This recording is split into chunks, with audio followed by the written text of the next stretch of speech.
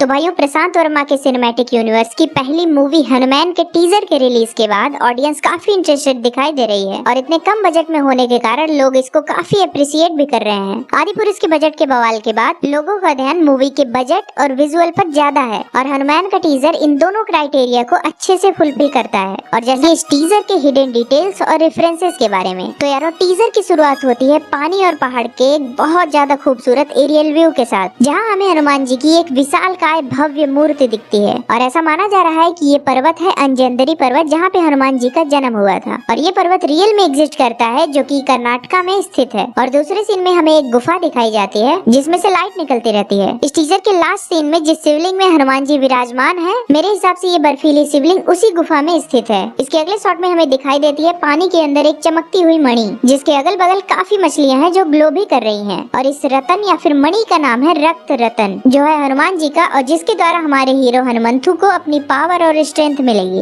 और इसके अगले शॉट में हम लोग देखते हैं हमारे हीरो हनुमंतु को, जो किसी बीच पर बेहोश पड़ा हुआ है और आगे जिस बंदे की छाती पर पाँव पड़ा था और वो चांद के सामने ऐसे उड़ते हुए जा रहा था, शायद ये हनुमंतु ही था और शायद ये समुद्र के पास गिरा हो और इसे मिला हो रक्त रतन मणि, जिससे इसको पावर मिल गई हो। और इसके अगले शॉट में हम लोग देखते हैं मीनाक्षी को, जिनके पीछे कुछ गुंडे पड़े हैं जो इंसान कम और क्रिएचर ज्यादा लग रहे हैं। इसके आगे कुछ पहलवान जैसे गुंडे दिखाई दे रहे हैं जो आगे चलकर हीरो से काफी मार खाने वाले हैं। और इसके अगले सीन में हम लोग देखते हैं एक मिस्टीरियस पर्सन को एक्शन सीन में, और जिसने ब्लैक मास्क और सूट पहना हुआ है और उसकी छाती पर एम का साइन बना हुआ है। अब ये कौन है इसका कुछ पता नहीं। और इसके अगले सीन में हम लोग देखते हैं माइकल को, जो कि विलन है और ये पता नहीं कार्टून वाले कपड़े में क्या कर रहा है। और इसके कई पंटर लोग हैं जो कि स्मोक से निकल के आ रहे हैं, शायद ये गाँव का सीन है। इसके बाद हम लोग देखते हैं एक सूर्य ग्रहण का सीन, जो कि रेफरेंस है हनुमान जी के जीवन में हुए एक घटना की, जहाँ हनुमान जी अपने बचपन में सूर्य को निगल जाते हैं। और इसी सीन के बाद हमारा हीरो हनुमंतु अपने पावरफुल अवतार में दिखता है, जहाँ उसके हाथ में एक गदा रहती है और सामने से एक हेलीकॉप्टर आता रहता है। और अगर हम ध्यान से देखें तो उसके कपड़े पर हमें सिंदूर कलर दिखाई देता है, जो कि फिर से रेफरेंस है हनुमान जी का। और इसके अगले सीन में हमें एक सेकंड के लिए हनुमंतु की आंख दिखाई देती है, जिसमें रिफ्लेक्ट होकर हमें हनुमान जी का टीका दिखाई देता है। क्या आपने ये नोटिस किया था? कमेंट सेक्शन में जरूर बताएं। और इसके अगले सीन में हमें हनुमंतु चांद के सामने गिरता हुआ दिखाई देता है। और मैंने एक चीज और नोटिस किया कि जब हनुमंतु गिरता हुआ दिखाई देता है तो वो चांद के सामने होता है और उड़ते हुए वो सूरज के सामने होता है। और इसके अगले सीन में हम लोग हनुमंतु को एक्शन में देखते हैं, जहाँ का वीएफएक्स काफी कमाल था।